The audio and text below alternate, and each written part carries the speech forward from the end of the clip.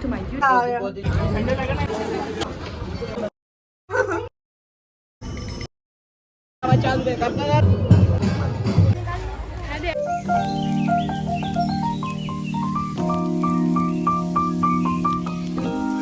Good morning, welcome and welcome back to my YouTube channel Manjari's channel. कैसे हैं आप सभी? आशा करती हूँ कि आप सभी बहुत अच्छे होंगे, बहुत खुश होंगे और मैं तो बहुत ज़्यादा खुश हूँ। और अभी तक मेरी इस छोटी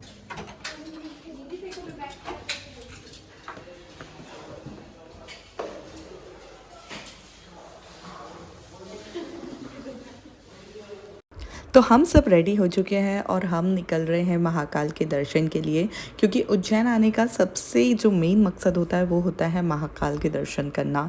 खैर मेरा एक और है जो आगे आपको बताऊंगी।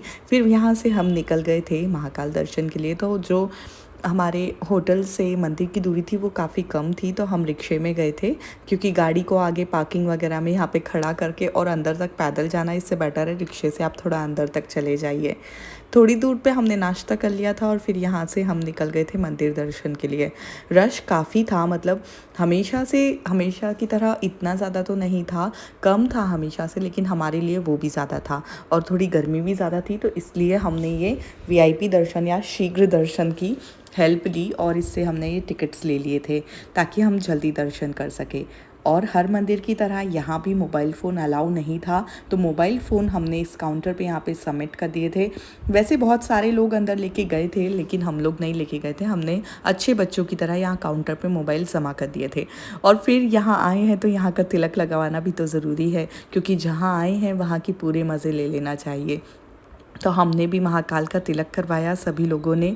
और इतना मतलब ना वो चंदन लगाया ना, तो इससे इतना ठंडा ठंडा फील हो रहा था, काफ़ी अच्छा लग रहा था। और फिर अंदर गए दर्शन के लिए मंदिर में और काफ़ी ज़्यादा अच्छे दर्शन हुए, बहुत सुंदर दर्शन हुए थे। फिर हम वहाँ से निकल गए और फिर पास में ही ना उज्जैन में और भी 2-3 मंदिर हैं जिनके दर्शन करना बहुत इम्पॉर्टेंट है, जैसे कि ये शक्तिपीठ। तो हम इधर गए इसके दर्शन करने के लिए। ये एकदम बाहर ही है, हरसिद्धि माँ का मंदिर शक्तिपीठ है। ये 51 शक्तिपीठ में से एक है। कहते हैं यहाँ जो कोहनी थी वो गिरी थी। तो फिर हम लोग यहाँ दर्शन करने के लिए आए और लिटरली मैं आपको क्या बताऊँ, यहाँ की मूर्ति इतनी ज़्यादा सुंदर है, जीवित मूर्ति लगती है। ऐसा लगता है कि जो माँ की आंखें हैं वो आपको ही देख रही हैं। इतनी गर्मी थी कि पूरे मंदिर प्रांगण में ना मतलब इतनी तप रही थी ज़मीन की, ऐसे कालीन बिछा हुए रखे हुए थे बिछा के, तो उस पर ही चलकर आप चल सकते थे, बिना उसके तो आप नीचे चल ही नहीं सकते थे, बहुत ज़्यादा गर्म लग रहा था। फिर हमने यहाँ भी दर्शन करे और दर्शन करके थोड़ी बहुत फ़ोटोज़ वगैरह क्लिक किया। और मंदिर में क्योंकि फ़ोन तो अलाउ नहीं था, लेकिन कैमरे वाले अंदर थे, तो हमने एक मेमोरी के लिए ये वाला फ़ोटो क्लिक करवा लिया था, जो मिलता है ना 100 रुपीज़ का। और फिर यहाँ हमारा एक छोटा सा हम वीडियो बना के और फिर निकल गए थे हम हमारे होटल रूम की तरफ, ताकि हम थोड़ा सा रेस्ट कर लें खाना वाना खाने के बाद। और फिर हमको निकलना था बाहर वापस दूसरे मंदिरों के लिए। तो फिर हम वापस रेडी हुए। इस बार हम लोगों ने सूट की जगह साड़ी की जगह सूट पहन लिए थे। देखो उल्टा बोल दिया बोलते बोलते। और सूट पहन के हम रेडी हो गए थे अब बाकी के मंदिर के दर्शन करने के लिए। एक और शक्तिपीठ है, हमें वहाँ जाना था और उसके बाद हमें जाना था काल भैरव के दर्शन करने। फिर हमें जाना था शिप्रा आरती करने। ऐसे हमारे पूरा रूट तैयार था और हमें कुछ भी मिस नहीं करना था। एक दिन में जितना ज़्यादा हो सके उससे ज़्यादा ही हमें कवर करने का हमारा प्लान था। तो हमने जैसा प्लान बनाया था हम हमारे प्लान के मुताबिक ही चल रहे थे। कहीं भी जाने के पहले आप अगर अपना एक प्लान बना ले या कहीं भी पहुँच कर प्लान बना ले, तो घूमना वहाँ का चीज़ों को एक्सप्लोर करना थोड़ा सा इजी हो जाता है। तो हम पहुँचे गढ़कालिका मंदिर, ये भी एक शक्तिपीठ है। वो वाली जो हमने पहले बताया वो और गढ़कालिका दोनों मिलकर एक शक्तिपीठ होता है। एक जगह माँ के होंठ गिरे थे और एक जगह कोहनी। तो बस हमने फिर यहाँ पे भी मूर्ति के दर्शन करे, बहुत सुंदर हमें दर्शन हुए। भीड़ तो एज़ यूजुअल सभी जगह थी, तो भीड़ तो मिलनी ही थी, लेकिन ठीक है, अगर आपको कुछ चीज़ देखना है, कहीं जाना है, तो भीड़ की चिंता मत कीजिए, बस चले जाइए। एक बार की जगह 2 बार जाके दर्शन कीजिएगा और अच्छा लगेगा। फिर मंदिर थोड़ा सा घूमा, ज़्यादा तो नहीं घूमा, क्योंकि हमें और भी आगे कवर करना था और बादल आने लगे थे, तो हमें लग रहा था बारिश हो जाएगी। तो बस हम फिर यहाँ से निकले आगे के लिए।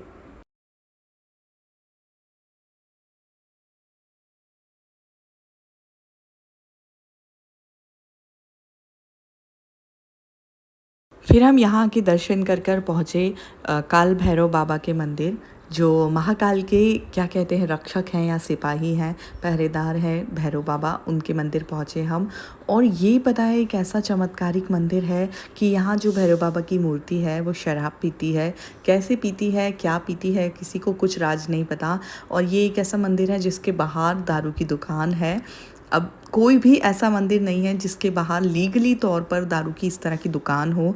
लीगली या अनलीगली किसी भी तरह से दुकान तो लगाने दी नहीं जाती, लेकिन यहाँ पर है क्योंकि प्रसाद के रूप में ये भैरव बाबा को चढ़ती है।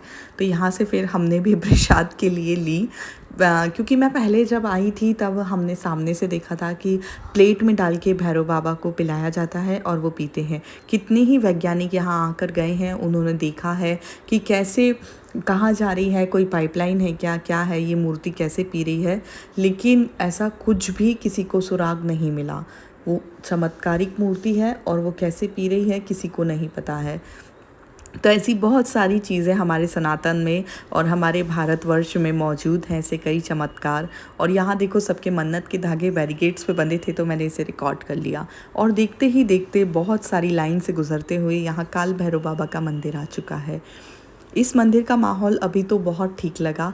मैं पिछली बार आई थी तब बहुत डरावना लगा था मुझे, अलग ही उसका एटमॉस्फेयर था। अभी तो बहुत रश था और भैरव बाबा को दारू भी नहीं पिलाई जा रही थी, अभी बस वो साइड में थोड़ी सी रख ले रहे थे, तो ऐसा चल रहा था।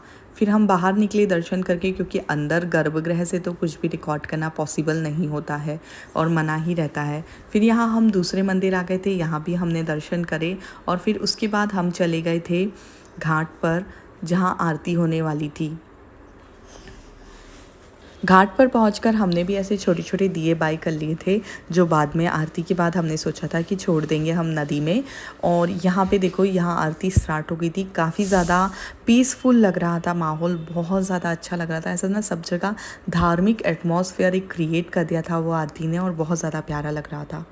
ये घाट पर लगभग 6 बजे, 6:30 बजे, शायद 6 से 6:30 समथिंग कुछ स्टार्ट हो जाती है। तो आप उस हिसाब से अपना टाइम मैनेज करके यहाँ पहुँच जाइएगा और ये आरती भी देखिएगा। क्योंकि क्या होता है ना, हम टाइम मैनेज नहीं करते हैं और हमें पता नहीं चलता है कि कब कहाँ क्या हो गया। और ये चीज़ें ऐसी हैं कि एक बार तो देख ही लेना चाहिए, मुझे ऐसा लगता है पर्सनली। ये यहाँ भी आरती चल रही थी, घाट सामने के घाट पे भी आरती चल रही थी, हमारे बाजू में भी चल रही थी, काफ़ी अच्छा लगा।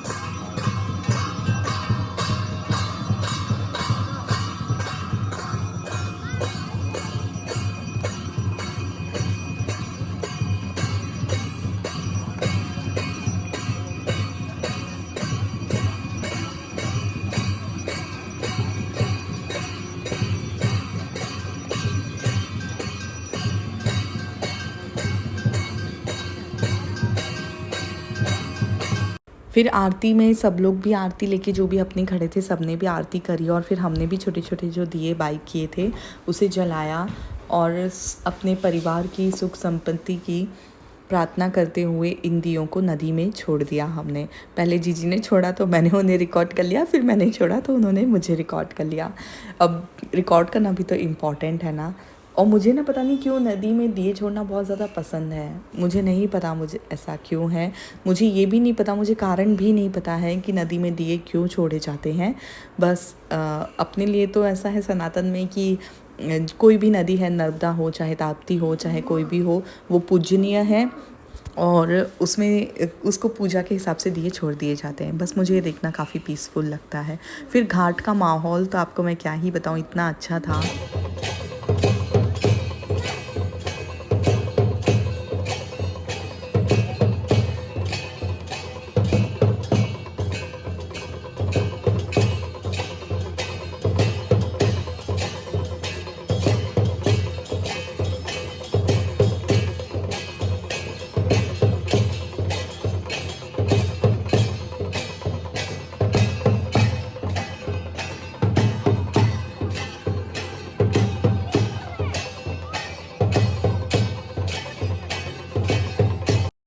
फिर घाट पे जितना टाइम स्पेंड कर सकते थे हमने उतना ही किया, ज़्यादा नहीं किया। फिर हम वहाँ से निकल गए थे महाकाल लोक जाने के लिए, क्योंकि हमें वो भी एक्सप्लोर करना था। खैर हमने महाकाल लोक पूरा एक्सप्लोर नहीं किया, ना ही पूरा महाकाल कॉरिडोर हमने घूमा, थोड़ा बहुत ही देखा जो सप्तऋषि वगैरह की मूर्तियाँ हैं। और फिर हमने वहाँ पे ना पीआर से भस्म आरती देखी थी, मैं आगे आपको बताती हूँ। काफ़ी ज़्यादा प्यारी थी वो। आप लाइटिंग देखिए यहाँ की, शाम के टाइम पे लाइटिंग कितनी ज़्यादा प्यारी हो जाती है।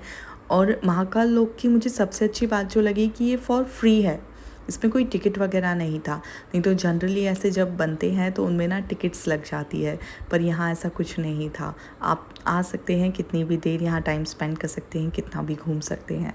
तो सबसे पहले एंटर करते से हमें शिवलिंग दिखा, जो छोटे छोटे शिवलिंगों की सहायता से बहुत बड़ा शिवलिंग बनाया गया था, जो काफ़ी सुंदर था। मुझे नहीं पता इसका और भी क्या डिटेल्स हैं, क्योंकि दूर से ही देखा था, ज़्यादा पास में हम लोग गए नहीं थे। फिर और अंदर एंटर किया, अंदर चलते गए। आप में जितनी चलने की कैपेसिटी हो ना, उससे 2 गुनी लेके आइएगा, क्योंकि यहाँ पे बहुत चलना पड़ता है, अंदर बहुत घूमना पड़ता है।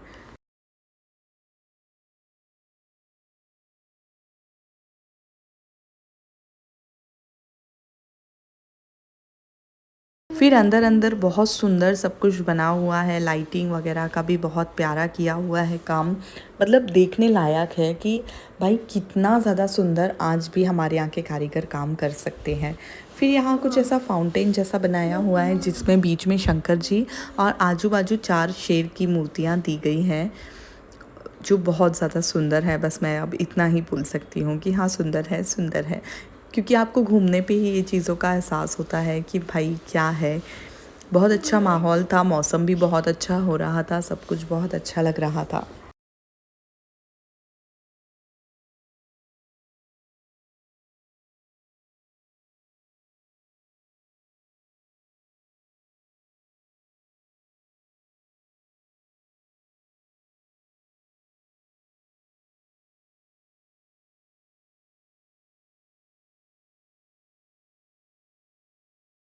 फिर आगे बढ़े तो यहाँ सप्तऋषि की मूर्तियाँ थी, और इसके आगे ना बहुत बड़ी-बड़ी गणेश जी की, शंकर जी की, विष्णु भगवान की, कार्तिकेय की, ऐसी बहुत बड़ी-बड़ी सब मूर्तियाँ थी। यहाँ सप्तऋषि की मूर्ति ऐसे बनी हुई थी सातों, और बीच में ये स्तंभ बना हुआ था जिसमें कुछ-कुछ श्लोक लिखे हुए थे।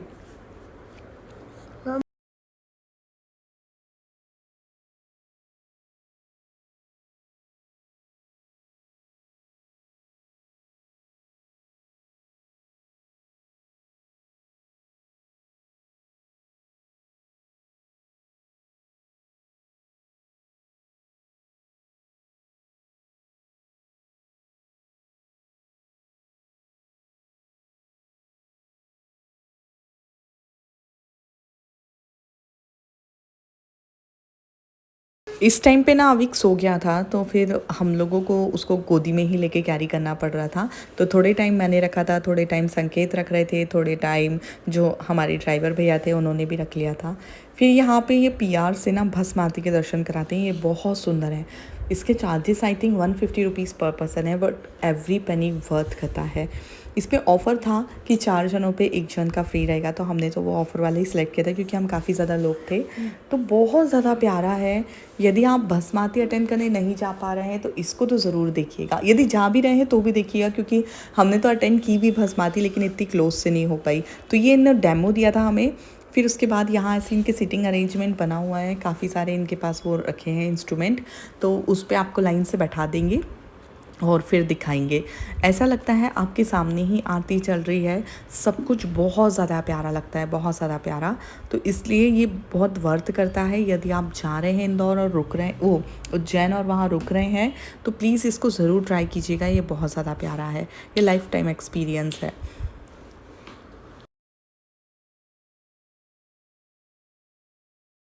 फिर अभी उठ गया था, तो फिर उसको हम थोड़ा-सा यहाँ झूले वगैरह के पास ले गए। उसने झूले झूले, उसको काफ़ी ज़्यादा मज़ा आया। और बच्चों को तो क्या है, ऐसी छोटी-छोटी चीज़ें मिल जाएँ तो उसमें ही वो काफ़ी ज़्यादा एन्जॉय कर लेते हैं।